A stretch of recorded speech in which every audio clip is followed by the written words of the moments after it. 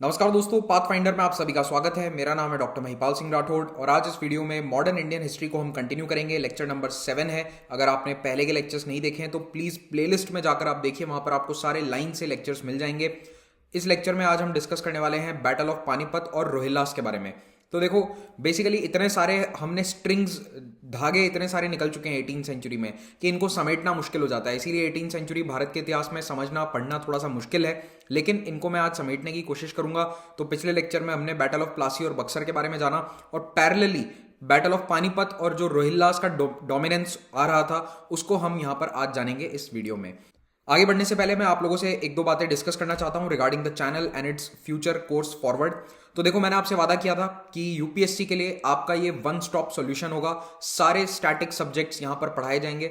बिल्कुल मैं उसी कोशिश में हूं और मैंने अभी कुछ टीचर्स से, हमने अनअकैडमी के एजुकेटर्स से बात भी करी है और मैं आपके लिए कुछ नई सीरीज स्टार्ट करवाने वाला हूं। तो जल्द ही इसी महीने आप एनवायरमेंट की सीरीज एक्सपेक्ट कर सकते हैं, ये तो एकदम तय है। उसके अलावा I am trying to start a geography series very soon. ठीक है, तो दूसरे टीचर्स के आने से क्या होगा कि जो मैं आपको हिस्ट्री पढ़ा रहा हूं ये तो चलता जाएगा, साइड बाय साइड आपके ज्योग्राफी, एनवायरमेंट जैसे सब्जेक्ट्स भी स्टार्ट कर देंगे। नेक्स्ट मंथ कुछ और सब्जेक्ट स्टार्ट करेंगे। तो देखो, टाइम लगता है, मैं भी सेटल कर रहा हूं इसको, लेकिन डेफिनेटली स्टैटिक के सब्जेक्ट्स आपको यहां पर पढ़ाए जाएंगे। उसके अलावा करंट की जो सीरीज है वो तो जारी ही रहेंगी। बस एक ही अपडेट था। एक दूसरा मेजर अपडेट ये है कि मैं विचार कर रहा हूं कि मैं एक टेस्ट सीरीज स्टार्ट करूं स्टूडेंट्स के लिए। दो पाथ फाइंडर के जो स्टूडेंट्स होंगे उनके लिए टेस्ट सीरीज रहेगी। टेस्ट सीरीज कंप्लीटली फ्री है, कोई चार्ज इसका नहीं होगा। तो यहां पर क्या होगा कि मेरा प्लान ऐसा है कि मैं एक एक दिन हिस्ट्री, पॉलिटी, एक दिन ज्योग्राफी, ऐसे वीक में हर दिन हम कुछ क्वेश्चंस एक एक सब्जेक्ट के सॉल्व करें। उससे क्या होगा कि आपकी प्रैक्टिस होगी। तो अगर आपने कोई पेड टेस्ट सीरीज अभी तक ज्वाइन नहीं कर रखी है तो कोई बात नहीं, आप इस फ्री वाली टेस्ट सीरीज को भी देख सकते हैं। तो ये एक प्लान है। With in next 2-3 days you will find out the details about it. तो इसको हम जल्द ही डिस्क्लोज करेंगे, यानी कि डिटेल्स शेयर करेंगे। डिस्क्लोज तो कर ही दिया है। तो चलिए अब आगे बढ़ते हैं। अनअकैडमी प्लेटफॉर्म पर आप यूपीएससी की तैयारी कर सकते हैं। भारत के बेस्ट एजुकेटर्स यहाँ पर डेली लाइव क्लासेस लेते हैं। लाइव क्लासेस में आप टीचर्स के साथ इंटरेक्ट कर सकते हैं और यहाँ पर आपको मिलेंगे स्ट्रक्चर्ड कोर्सेज। और इन कोर्सेज को अगर आप देखना चाहते हैं तो वैसे तो फ्री क्लासेस बहुत सारी होती हैं, लेकिन स्ट्रक्चर्ड कोर्स को अगर आप फॉलो करना चाहते हैं तो it's best if you buy a plus subscription. तो प्लस और आइकॉनिक दो तरह के सब्सक्रिप्शन है। आइकॉनिक में आपको एक पर्सनलाइज्ड मेंटोर मिलेगा जो आपको डे टू डे गाइड करेंगे, मेंस आंसर राइटिंग प्रैक्टिस करवाएंगे, आपकी आंसर्स चेक करेंगे। ये बहुत ज़रूरी होता है। मेरे अनुसार ऑनलाइन एजुकेशन में एक सबसे बड़ा ड्रॉबैक अभी यही है कि ये वाला जो पर्सनल लेवल का इंटरेक्शन है ये नहीं हो पाता। तो ये इस आइकॉनिक कोर्स की मदद से हम इसको सॉल्व करने की कोशिश कर रहे हैं। अब इनमें से आप चाहे जो भी कोर्स परचेस करें, आपको ये वाले प्राइसेस पे नहीं करने होंगे।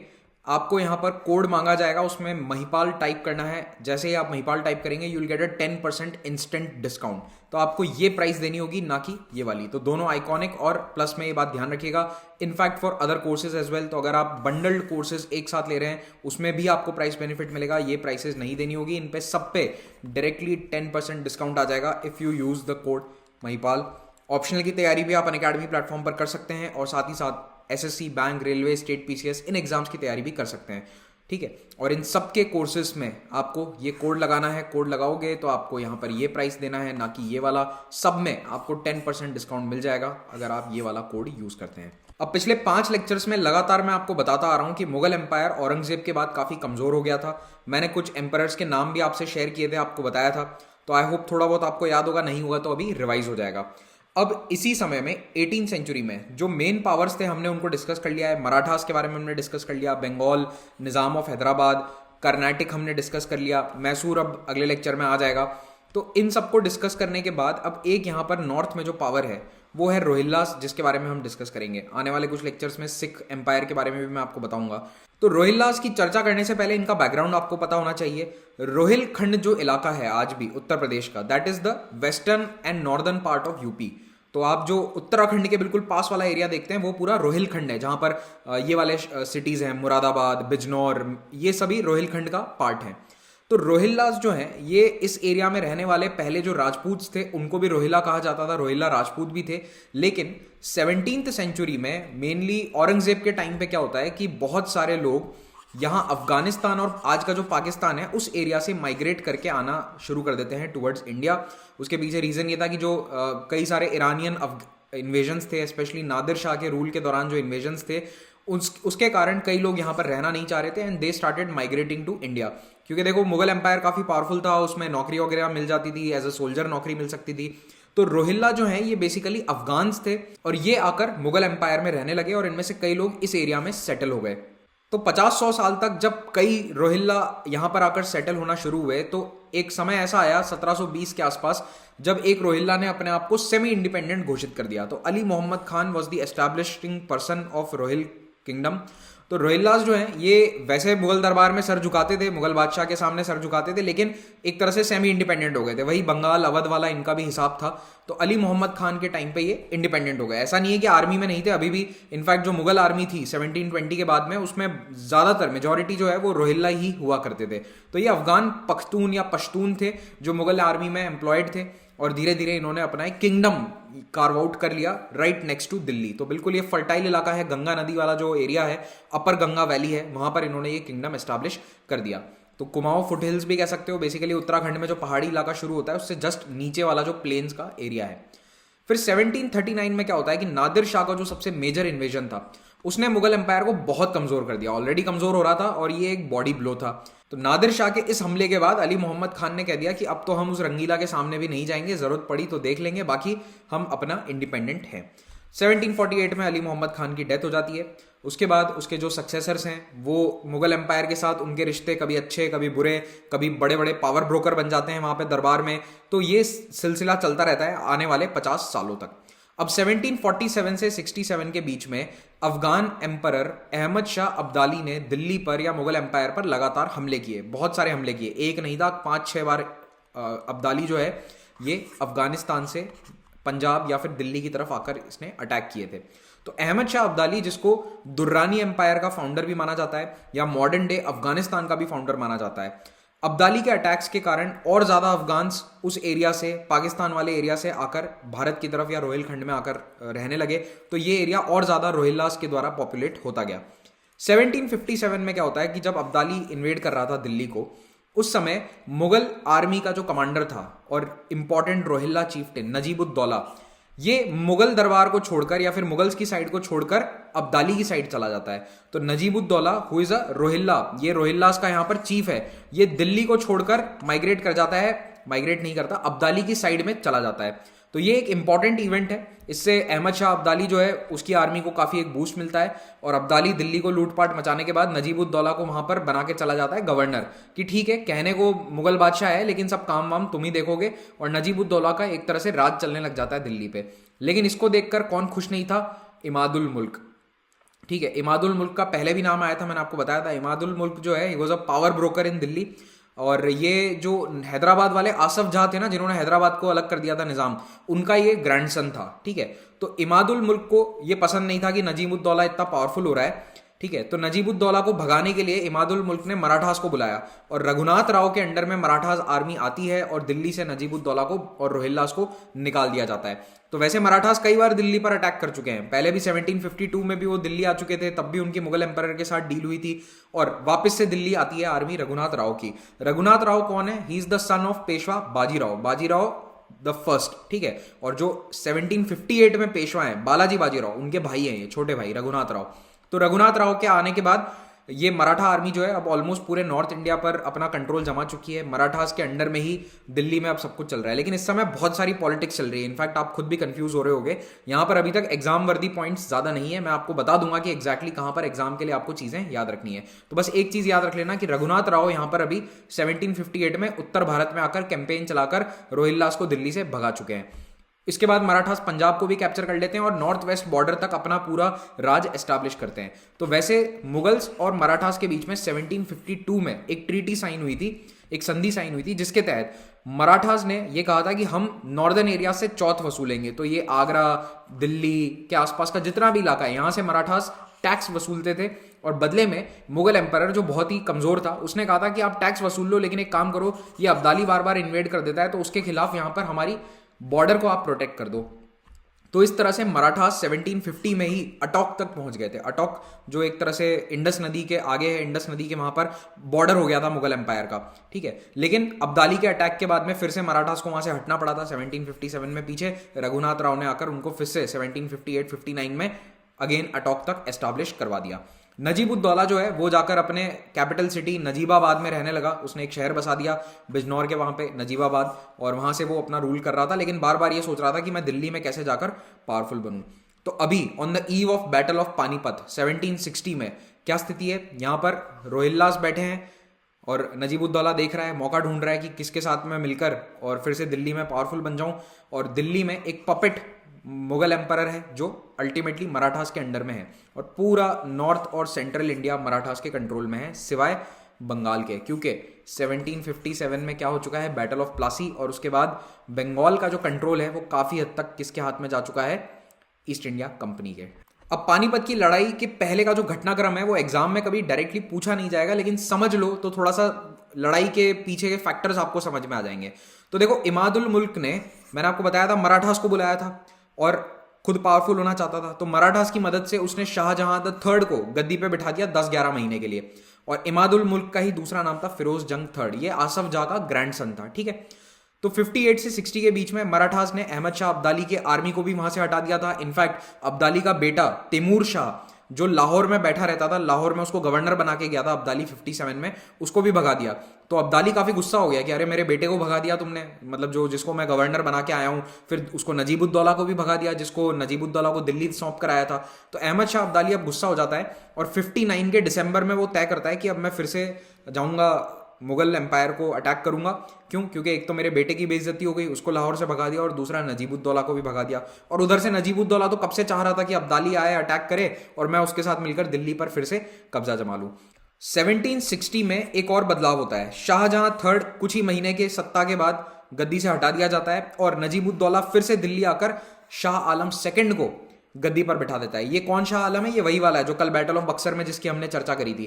तो इसको नजीबुद्दौला ने बिठा दिया गद्दी पे, लेकिन आपको पता ही है क्या हुआ, 1-2 साल बाद ही इसको दिल्ली छोड़कर जाना पड़ा, क्योंकि इमादुल मुल्क फिर से पावरफुल हो गया था। तो शाह आलम भटकते भटकते बंगाल चला गया था, वहां पर वो लड़ाइयां लड़ने की कोशिश कर रहा था। कुल मिलाकर अवध के पास जाकर वो बैठ गया और बक्सर की लड़ाई में हार गया।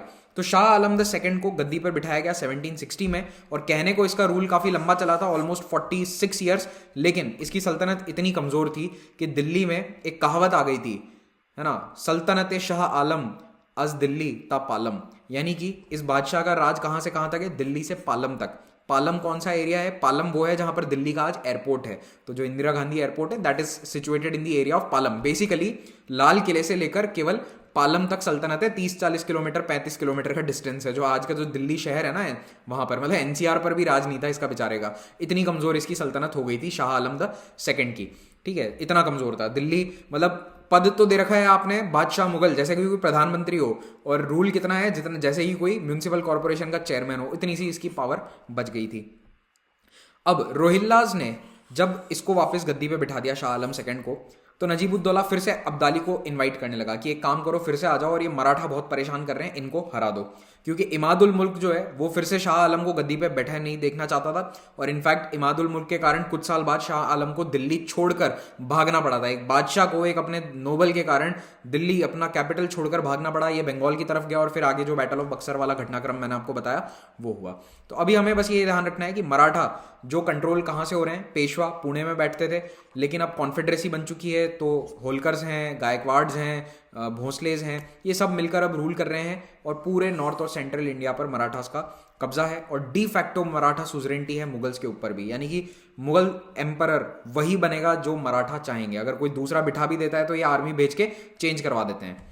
तो 1740 से 61 तक पेशवा कौन था? बाजीराव फर्स्ट के बेटे बालाजी बाजीराव, जिनको नाना साहेब भी कहा जाता है। तो ये नाम याद रखना, कई बार क्वेश्चंस में नाना साहेब पूछ लेते हैं, तो ये ईयर इंपॉर्टेंट है, ठीक है। बाजीराव फर्स्ट का ईयर क्या था? 20 से 40, और नाना साहेब का क्या है? 40 से 61। और नाना साहेब के छोटे भाई थे रघुनाथ राव, जो आगे फिर से एंग्लो मराठा वॉर में एक बहुत इंपॉर्टेंट प्लेयर बनेंगे, उन्हीं के कारण एंग्लो मराठा वॉर शुरू होता है, ठीक है। नाना साहेब के भाई थे वही रघुनाथ राव, जो अभी 57 में दिल्ली गए थे। तो बालाजी बाजीराव के टर्म में मराठा एम्पायर एक कॉन्फेडरेसी में बन जाता है। तो Holkars of Indore, Scindias of Gwalior, Gaekwads of Baroda, Bhosle of Nagpur, ये सब पावरफुल हो जाते हैं। इनफैक्ट ये इंडिपेंडेंट किंगडम्स की तरह ही हो जाते हैं। पेशवा का काम केवल इनके समय में ये रह गया था कि हाँ भाई वहां जाओ, अटैक करो। इनफैक्ट बालाजी बाजीराव इतने कोई कैंपेन पे जाते भी नहीं थे। इनके पिताजी बाजीराव तो खुद आर्मीज को लीड करते थे, लेकिन बालाजी बाजीराव के समय से वो ट्रेडिशन खत्म हो गया। बालाजी बाजीराव केवल पूना में बैठे रहते थे और अपने भाइयों को या फिर इनको सबको भेजा करते थे अब तुम जाओ लड़ाई करो, डेलीगेशन होने लग गया। ठीक है, अब हम आते हैं थर्ड बैटल ऑफ पानीपत पे। तो अभी तक आप बैकग्राउंड समझ चुके हो कि दिल्ली में कितनी पॉलिटिक्स चल रही है, इमादुल मुल्क, नजीबुद्दौला, और अभी एक अवध के नवाब और आएंगे। अवध में कौन नवाब था? शुजा-उद-दौला। तो ये सब पावर ब्रोकर्स हैं बड़े बड़े नॉर्थ इंडिया के, जिनके थर्ड बैटल ऑफ पानीपत में सबका इन्वॉल्वमेंट रहेगा।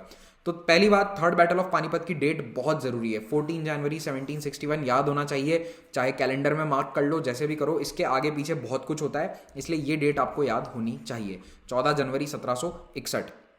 ठीक है, तो 14 जनवरी 1761 को लड़ाई हुई। अब मैंने आपको क्या बताया था कि अब्दाली निकला था वहां से दिसंबर 59 में। तो अब्दाली दिल्ली आया, पहले तो सितंबर के आसपास दिल्ली आया, दिल्ली पे उसने लूटपाट मचाई, फिर वो वापस जाने लगा। तब तक क्या होता है कि देखो टाइम लगता है। पूना में पेशवा थे, उनके पास खबर पहुंची कि अच्छा दिसंबर 59 में अब्दाली अफगानिस्तान के पहाड़ों से उतरकर नीचे आ रहा है। तो यहां से आर्मी इकट्ठा करी गई और 1600 किलोमीटर दूर दिल्ली भेजी गई, और उसमें टाइम लगता है। धीरे धीरे होलकर शामिल हुए, गायकवाड़ शामिल हुए, सिंधिया शामिल हुए, तो इनका पूरा एक कारवां बनता गया और इनको खुद को दिल्ली पहुंचने में अगस्त सितंबर हो गया। तब तक मानसून चल रहे थे, यमुना नदी पूरे उफान पर थी। प्रॉब्लम क्या हुई कि एक तरफ अहमद शाह अब्दाली की जो आर्मी है वो तो थी यमुना नदी के इस तरफ, और मराठा आर्मी थी नदी के इस तरफ। दूसरी एक और प्रॉब्लम ये थी कि मराठास जो हैं, इन्होंने पिछले 40 साल में हार का मुंह नहीं देखा था। मतलब 2 जनरेशन मराठास की ऐसी बड़ी हुई थी जिन्होंने कभी सुना ही नहीं कि मराठा हारते भी हैं आर्मी में। तो इनको इतना कॉन्फिडेंस था कि अच्छा ठीक है, ये तो नॉर्मल कैंपेन है, जाते रहते हैं, हर साल इसको भी हरा देंगे, कौन सी बड़ी बात है। तो इस कॉन्फिडेंस के कारण आर्मी के साथ लाखों श्रद्धालु आ गए थे दर्शन करने। कहाँ के? उत्तर के तीर्थ के, बद्रीनाथ, केदारनाथ। बोले आर्मी जा रही है, चलो हम भी चल लेते हैं। उस समय क्या थोड़े डाकू वाकू हुआ करते थे, तो अकेले ट्रैवल करना इतना सेफ नहीं था। तो अगर आर्मी जा रही है तो आप पूरे सेफ्टी के साथ ट्रैवल कर सकते हो कि भाई साहब ऑलरेडी हजारों की आर्मी है, तो हम भी पीछे पीछे चल लेते हैं। तो मतलब सिविलियंस, जिसमें औरतें, बच्चे सब शामिल हैं। तो इनका कम से कम 3-4 लाख लोगों का कारवां था, जिसके अंदर फाइटिंग फोर्स तो 1 लाख के आसपास थी, 1 से 1.5 लाख के बीच में। बाकी 3-4 लाख लोग तो केवल दर्शन करने आ गए थे उत्तर भारत में, कि चलो सारे धाम दर्शन हो जाएंगे, अब्दाली को तो हराती रहेगी आर्मी। तो ये बहुत नुकसानदायक रहा, क्योंकि इसके कारण एक तो स्पीड स्लो हो गई, और ये बैटल के दौरान भी बहुत खतरनाक रहा, क्योंकि उसके बाद सिविलियंस को मारा गया अब्दाली की आर्मी के द्वारा। अब थर्ड बैटल ऑफ पानीपत में आपको याद क्या रखना है वो मैं आपको इस स्लाइड में सारा मैंने डाल दिया है। किसके बीच में हुई थी ये जरूरी है समझना। अहमद शाह अब्दाली वो क्यों आया था? क्योंकि उसको मराठास को दिल्ली से हटाना था, क्योंकि मराठास उसके फेवर का नहीं बल्कि अपने फेवर का दिल्ली पर एम्परर बिठाकर चले गए थे। दूसरी तरफ रोहिल्लास, नजीबुद्दौला, ये अब्दाली का तो फेवरेट था, और अवध का जो नवाब था शुजा-उद-दौला, वो बहुत महीनों तक तो सोचता रहा कि मैं किसको सपोर्ट करूं। मराठास ने उनको ढंग से अप्रोच नहीं किया बेसिकली, इसलिए वो अब्दाली की तरफ चला गया। और अब्दाली की एक खास बात थी कि अब्दाली किसी के साथ भी दोस्ती कर लेता था, वो दुश्मनी को दिल में लेकर नहीं बैठता था। पिछली बार 57 में जब अब्दाली आया था तो अवध की आर्मी ने अब्दाली के खिलाफ लड़ाई लड़ी थी, लेकिन इस बार जब वो आया तो अब्दाली को समझ में आया कि मेरे सामने मराठा पावर है, तो मुझे अवध को अपनी तरफ करना होगा, क्योंकि अवध के पास अच्छी खासी आर्मी थी, एक स्टेबल, बढ़िया, तैयार, ट्रेंड आर्मी थी। तो अब्दाली ने जाकर अवध के साथ दोस्ती का हाथ बढ़ाया, और रिलक्टेंटली शुजा-उद-दौला ने अब्दाली का साथ दिया, क्योंकि मराठास ने इनको ढंग से अप्रोच ही नहीं किया। तो इसके कारण अब्दाली की फोर्स को एक काफी स्ट्रेटेजिक बेनिफिट मिल जाता है। और हुआ यह था कि लड़ाई के पहले 2 महीने तक एनकैंपमेंट जो है इनका इतना बड़ा, लाखों लोगों का जो कैंप है मराठास का, वो पानीपत शहर में था, वहां पर थे वो लोग। दिल्ली से 100 किलोमीटर दूर है पानीपत शहर, नॉर्थ की तरफ यमुना नदी के किनारे। तो वहां पर ये जो कैंप था, उनके पास खाने पीने को कुछ नहीं बचा था। अब्दाली की आर्मी ने उनके कैंप को घेर लिया था, और जब खाने को कुछ नहीं बचा तो अल्टीमेटली मकर संक्रांति का जो दिन था, उस दिन सोल्जर्स ने कहा अपने जनरल्स को कि या तो हम भूख से मरेंगे या फिर लड़ाई लड़ते हुए मर जाते हैं। तो ऐसी हालत में ये लड़ाई लड़ी गई। एक 14 जनवरी को अटैक किया जाता है मराठास के द्वारा, और अब्दाली की आर्मी ने यहाँ पर शुरू में तो बहुत सेटबैक देखा, यानी कि दिन में लगभग 2-3 बजे तक तो अब्दाली की आर्मी हारने के कगार पर थी। लेकिन जैसा कि अक्सर होता है भारत की लड़ाइयों की कहानी अगर आप सुनेंगे तो होता यह है कि जो सदाशिव राव है, who was the son of Chimaji Appa. Chimaji Appa कौन थे? बाजीराव फर्स्ट के भाई, बेसिकली पेशवा के चचेरे भाई, जिनको लीडरशिप दी गई थी सदाशिव राव भाऊ को। वो दिखे नहीं अपने हाथी में सोल्जर्स को, क्योंकि वो हाथी से नीचे उतरकर लड़ाई लड़ रहे थे। तो लोगों को लगा कि अरे हमारा लीडर तो मारा गया, तो इसलिए कैंप में अफरा तफरी मच जाती है और अल्टीमेटली अब्दाली की आर्मी जीत जाती है। तो मराठास की जो ये डिफीट थी काफ़ी कॉम्प्रिहेंसिव डिफीट थी। लेकिन देखो ये सब कहानी अलग जगह है, डिफीट के और भी कई रीजंस थे। अब्दाली के पास मोबाइल आर्टिलरी थी, उसने ऊंटों के ऊपर तोप को बांध दिया था, उसके कारण आर्टिलरी का जो बहुत बड़ा बेनिफिट था वो अब्दाली की आर्मी को मिला। तो मराठास पहली बार एक 50 सालों में इतनी बड़ी लड़ाई हारे थे and it was a huge blow to the Maratha prestige, क्योंकि ये लड़ाई इतनी बड़ी थी कि वर्ल्ड वॉर वन से पहले इतने बड़े स्केल पर लड़ाइयां हुई नहीं थी। इनफैक्ट वर्ल्ड वॉर वन जब तक नहीं हुआ था तब तक एक दिन में मैक्सिमम सोल्जर्स मारे जाने का रिकॉर्ड इस बैटल ऑफ पानीपत के नाम पे था, क्योंकि एक ही दिन में लगभग 1 से 1.5 लाख लोग मारे गए थे इन अ सिंगल डे। एक दिन की लड़ाई थी ये। हाँ, उसके बाद कई दिनों तक लूटपाट चलती रही थी, कई सिविलियंस को मारा गया 2-3 दिनों तक, लेकिन जो मेजर लड़ाई थी वो एक दिन के अंदर खत्म हो गई थी। 1 लाख मराठा सैनिक मारे गए ऐसा बताया जाता है। कई कुछ अकाउंट्स में 1 लाख है, कुछ में 1.5 लाख है। अब्दाली के भी 40,000 सैनिक मारे गए। ऐसा नहीं है कि अब्दाली बहुत कॉम्प्रिहेंसिवली जीता था। इनफैक्ट इसके बाद अब्दाली कभी लौटकर भारत नहीं आया, उसको इतना नुकसान हुआ था यहाँ पर। लेकिन इस लड़ाई का सबसे बड़ा फायदा किसको मिला? ईस्ट इंडिया कंपनी को, जो यहाँ पर मैदान में थी ही नहीं। ईस्ट इंडिया कंपनी, जाट और सिख, ये सभी जो पावर्स हैं ये धीरे धीरे ताकतवर होना शुरू हो गए, क्योंकि एक पावर वैक्यूम आ गया पूरे नॉर्थ इंडिया में और इसका फायदा इन सब ने उठाया। बाय द वे, इस लड़ाई में हार का एक और कारण यह था कि मराठास ने किसी का सपोर्ट नहीं लिया। ना तो उन्होंने जाट राजा सूरजमल का सपोर्ट लिया। उससे रिलेटेड ये इश्यूज हैं कि जैसे सूरजमल ने सपोर्ट ऑफर किया भी था तो मराठास ने मना कर दिया, क्योंकि उन्होंने डिमांड्स रखी थी कुछ कि ऐसा ऐसा है, लेकिन जो भी डिमांड्स थी वो मराठास मानने को तैयार नहीं थे। और मराठास को बेसिकली बहुत घमंड था कि हम बिना किसी की मदद के आराम से लड़ाइयाँ जीतते आ रहे हैं 40 साल से, तो हमें कहीं कोई दिक्कत आने वाली नहीं है। फिर उन्होंने सिख एम्पायर तो नहीं था उस समय, सिख मिस्ल थी, उनसे भी मदद नहीं मांगी, तो बेसिकली वहां से भी कोई उनकी मदद करने नहीं आया। तो मराठास कुल मिलाकर यहाँ पर अकेले भी पड़ गए। ओके, तो ये अब आप जो भी मानो एक स्ट्रैटेजिक भूल या फिर डिप्लोमेटिक भूल थी, जो भी थी, पर मराठास की हर तरफ से यहाँ पर इस तरह से हार हुई थी। तो रीजंस ऑफ डिफीट अगर आपसे मेंस में पूछे जाते हैं तो आप डिप्लोमेसी का फेलियर लिख सकते हैं, आर्टिलरी का यूज नहीं था, और एक और ये था कि मराठा आर्मीज मेनली डेक्कन में, साउथ इंडिया में अपने कैंपेन्स लड़ती आई थी।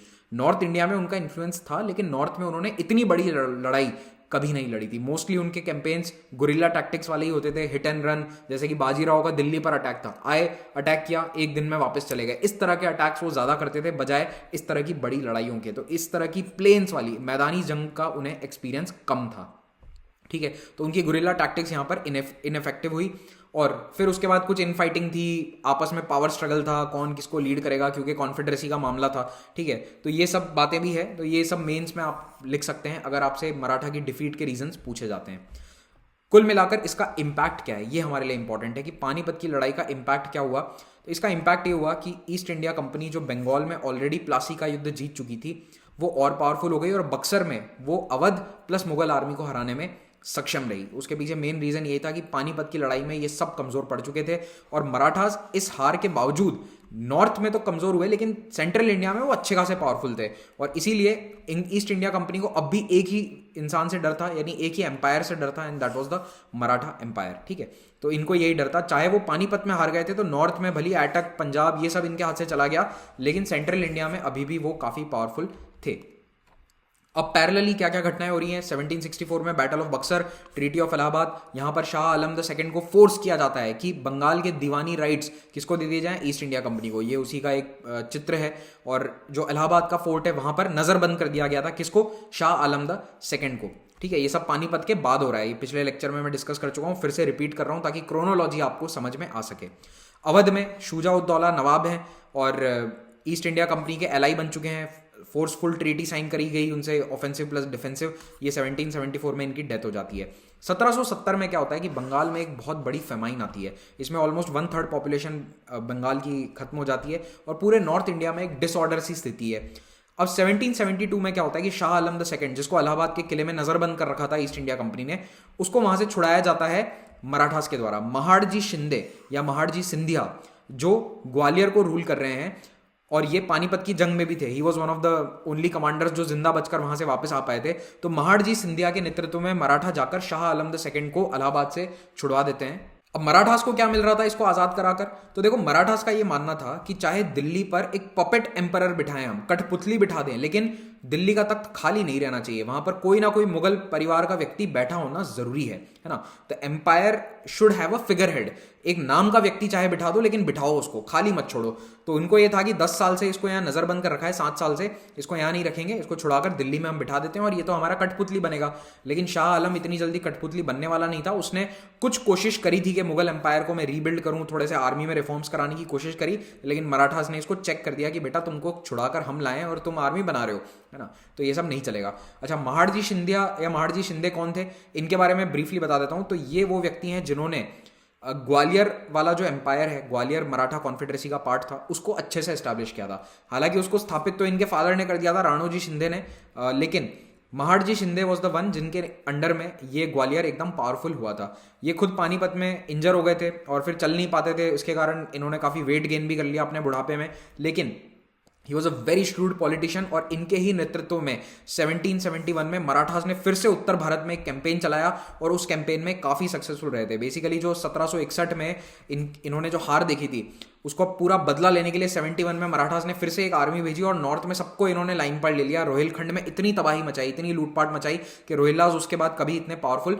नहीं हो पाए।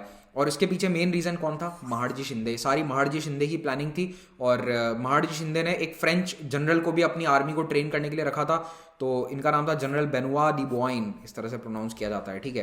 तो नाम वाम आपके लिए इंपॉर्टेंट नहीं है, बस ये समझ लो कि यूरोपियंस कितने इंपॉर्टेंट हो चुके हैं कि वो आर्मीज को संभाल रहे हैं, मतलब दे आर ट्रेनिंग दी आर्मीज, वो जनरल बन रहे हैं इंडियन आर्मीज के अंदर। तो एक फ्रेंच की मदद से इन्होंने अपनी आर्मी को काफ़ी बेहतर बनाया और पानीपत की लड़ाई का बेसिकली ये बदला ले पाए। अच्छा, अब फिर से एक बार हम रोहिल्लास की बात कर लेते हैं नॉर्थ में। तो रोहिल्लास ने, जिन्होंने मुगल्स के खिलाफ एक तरह से बगावत कर रखी थी, वो साइड कर रहे थे अब्दाली को, तो रोहिल्लास को दबाने के लिए, रोहिल्ला रेबेलियन को हमेशा के लिए खत्म करने के लिए मुगल्स ने उन पर अटैक किया। किसकी सहायता से? ऑफ कोर्स मराठास की मदद से। और यही वो अटैक था जिसकी मैं बात कर रहा था अभी कुछ मिनट पहले, कि मराठास ने पूरे रोहिलखंड में तबाही मचा दी। और रोहिल्लास का जो उस समय लीडर था जाबिदा खान, ये नजीबुद्दौला का बेटा था, इसके बेटे को ये लोग उठाकर लेकर चले गए। तो गुलाम कादिर खान नाम का जो ये यंग शहजादा था, इसको लेकर चले गए एज अ सिक्योरिटी, कि आज के बाद रोहिल्ला कभी फिर से मुगल एम्पायर के खिलाफ बगावत नहीं करेंगे। और इसको ले जाकर कहाँ रखा? दिल्ली में, ठीक है, दिल्ली में। और शाह आलम द सेकंड जो है, ये खुद इसको अपने बेटे की तरह ट्रीट करने लगा था। मतलब जो दूसरे जो शहजादे वगैरह होते हैं उन्हीं के साथ ये बड़ा हो रहा था, लेकिन ये इतना ज़्यादा फेवरेट हो गया शाह आलम द सेकंड का कि कई हिस्टोरियंस कहते हैं कि he was taken up as a catamite. Catamite क्या होता है? Homosexual relationship with a pubescent boy, यानी कि एक टीनेज लड़के के साथ अगर शारीरिक संबंध बनाए जाते हैं तो उस लड़के को कैटामाइट कहा जाता है। और ये मुगल कई सारे एम्परर या कई प्रिंसेस की आदत थी कि वो कैटामाइट्स रखते थे। अब ये जो चलन है ये सेंट्रल एशिया का चलन है। ग्रीक हिस्ट्री में भी आप देखोगे, जो ग्रीक्स हैं वहाँ पर भी ये ट्रेडिशन था। देखो, सेक्सुअलिटी जो है ना वो चेंज हो जाती है हर समय और कल्चर के अनुसार। आज जो एक्सेप्टेबल है वो 2000 साल पहले एक्सेप्टेबल नहीं था। उस समय की कई चीज़ें हैं जो एक्सेप्टेबल थी, आज नहीं है। तो ग्रीक्स में ये ट्रेंड था, फिर सेंट्रल एशियन कल्चर्स में कई में ये ट्रेंड था कैटामाइट रखने का, और ये ट्रेंड कई मुगल एम्परर्स का भी था। बाबर ने तो ओपनली अपनी किताब में लिखा है कि उसको कैटामाइट्स पसंद थे। तो कैटामाइट कुछ नहीं है, बेसिकली लड़के हैं जिनको आप रख रहे हो शारीरिक संबंध के लिए। तो शाह आलम जो बादशाह है ना, वो इस गुलाम कादिर खान यानी इस बच्चे के साथ संबंध बनाने लग गया था, ऐसा कुछ हिस्टोरियंस लिखते हैं। और हो सकता है उसके कारण ये आगे गुस्सा भी हुआ, और गुस्से में इसने क्या किया अगली स्लाइड में आपको पता चल जाएगा। इधर पैरेलली ईस्ट इंडिया कंपनी के एरियाज में क्या हो रहा था? 1772 में वॉरेन हेस्टिंग्स को भेजा गया था बंगाल, और उसने आते ही ड्यूअल सिस्टम को खत्म कर दिया। उसने देखा कि यहाँ पर तो बर्बादी हो रखी है पूरी गवर्नेंस की। उसने सबसे पहले ड्यूअल सिस्टम को खत्म किया, सब कुछ अपने हाथ में ले लिया। जो वो फिगर हेड नवाब थे, वैसे भी उनके पास कोई ज़्यादा पावर थी नहीं, उनको अब और भी बिना काम का नवाब बना दिया। तो अब यहाँ पर बंगाल में नवाब्स की कोई इंपॉर्टेंस नहीं है, खत्म हो गया सब कुछ, ठीक है। वैसे भी वो मीर जाफर के 15-16 साल के बच्चे नवाब बनाए जा रहे थे 7 सालों से। तो अब यहाँ पर ड्यूअल सिस्टम खत्म हो चुका है। तो वॉरेन हेस्टिंग्स ने आते ही सबसे बड़ा बदलाव ये किया। दूसरा, वॉरेन हेस्टिंग्स ने जो बेसिकली अपनी रिपोर्ट्स वगैरह भेजी, उसके बेसिस पर अंग्रेजों ने एक रेगुलेटिंग एक्ट लाए। वो कहाँ पर? ब्रिटिश पार्लियामेंट में। अब ये जो एक्ट वगैरह हैं ये सब मैं एक अलग लेक्चर में डिस्कस करूंगा। अभी के लिए बस इतना याद रखो कि जब वॉरेन हेस्टिंग्स आया था तब वो गवर्नर ऑफ बंगाल था, क्योंकि 1757 से ये पद क्रिएट हो गया था। Robert Clive was the first governor of Bengal. Warren Hastings आया, उसके 1.5 साल बाद ये रेगुलेटिंग एक्ट आता है और एक नया पद बनाया जाता है, गवर्नर जनरल ऑफ बंगाल। तो अचानक से एक दिन तख्ती बदल जाती है उसके ऑफिस के बाहर। Now he is the governor general of the presidency of fort William. ये ऑफिशियल टाइटल था, हम इसको गवर्नर जनरल ऑफ बंगाल बोलेंगे, ठीक है। और मैं तो कई जगह इसको जीजी ऑफ बंगाल लिखने वाला हूँ आगे, तो जहाँ पर भी मेरे लेक्चर्स में आपको जीजी लिखा हुआ दिखे उसका मतलब समझ जाना गवर्नर जनरल है उसका मतलब। तो ये रेगुलेटिंग एक्ट आने के बाद गवर्नर जनरल ऑफ इंडिया का पद आता है। और ये गवर्नर जनरल क्यों बनाया गया, उसके पीछे थिंकिंग ये थी कि बॉम्बे का अलग गवर्नर होगा, मद्रास का अलग गवर्नर होगा, और यहाँ पर बैठेगा सेंट्रल अथॉरिटी, ठीक है, गवर्नर जनरल यहाँ बैठेगा। फिर इस रेगुलेटिंग एक्ट के कारण ये जो मुगल एम्पायर को पेंशन दी जाती थी due to the treaty of Allahabad, वो भी बंद कर दी गई। और इलाहाबाद और कारा के जो फोर्ट्स थे जो इन्होंने मुगल एम्पायर को दे दिए थे, वो भी अब मुगल एम्पायर से छीनकर फिर से दे दिए गए अवध को, क्योंकि मुगल एम्पायर तो वैसे भी अब पावरफुल नहीं रहा है। अब आते हैं 1787 में। तो वो जो बच्चा था गुलाम कादिर खान, जिसको कैटामाइट बना दिया गया था, वो गया रोहिल्ला। बड़ा होने के बाद रोहिलखंड में उसने फिर से एक आर्मी रेस करी और आया दिल्ली पर अटैक करने के लिए, और उसने लाल किले में लूटपाट मचाई और पूरा जो शाही खानदान था उनमें कई लोगों को टॉर्चर किया, मैनी विमेन में रेप्ड, एंड जो खुद बादशाह था शाह आलम द सेकंड, उसको पकड़ के अंधा कर दिया।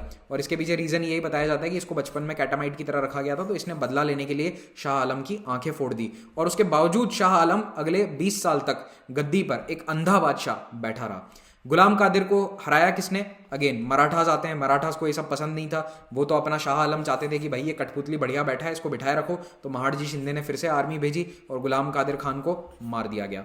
1788 के बाद से मराठास को लगा कि ये बार बार दिल्ली आकर सब यहाँ पर सेटल करना पड़ता है हमको, 30 साल से हम ये काम कर रहे हैं, अब एक काम करो परमानेंटली यहाँ पर अपना गैरिसन डाल दो। तो 1788 के बाद से तो मराठास ही दिल्ली में अपना गैरिसन लेकर बैठे थे। और ये जो अंधा शाह आलम था ये गद्दी पर बैठा था, अपना शांति से राज कर रहा था।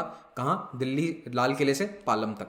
तो डी फैक्टो मराठा रूल है दिल्ली में आने वाले अगले 20 सालों तक, जब तक एंग्लो मराठा वॉर्स नहीं होते हैं, जिनको हम आने वाले लेक्चर्स में डिस्कस करेंगे। 1793 में बंगाल को ईस्ट इंडिया कंपनी ने फॉर्मली एनेक्स कर लिया, एक कानून लेकर आए थे, उसको मैं अगले लेक्चर्स में डिस्कस करूंगा। निजाम के पास जो थोड़ा बहुत भी नाम का टाइटल वाइटल बचा था वो सब भी इनके हाथ से छीन लिया गया। अब एक और पीछे कहानी चल रही है जिसको हमको जानना जरूरी है। बैकग्राउंड में सिख एम्पायर बनने की तैयारी हो रही है 18th सेंचुरी में।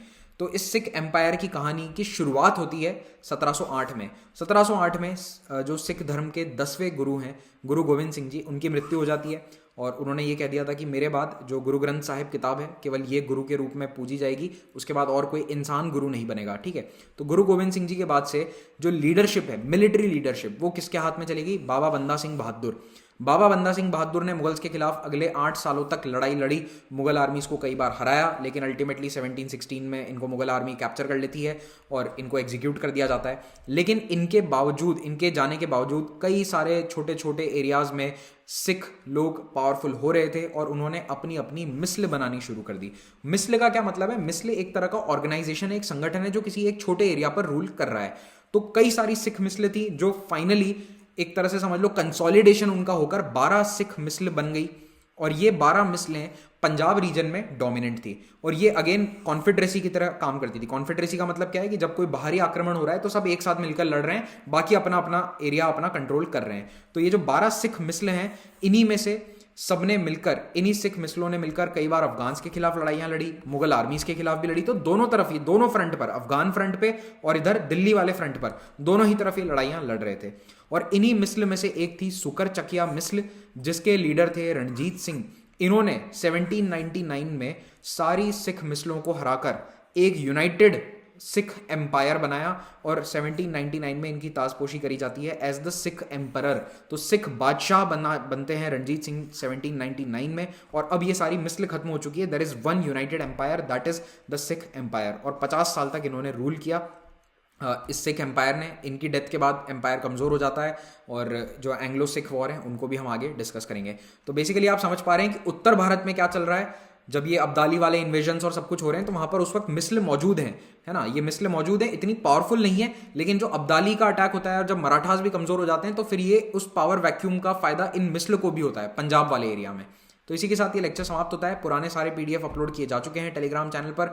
अगर आपको वीडियोस अच्छे लग रहे हैं तो do share them with your friends and video को लाइक जरूर करें, उससे मुझे पता चलेगा कि आपको अच्छा लग रहा है या नहीं। Thank you very much, have a great day.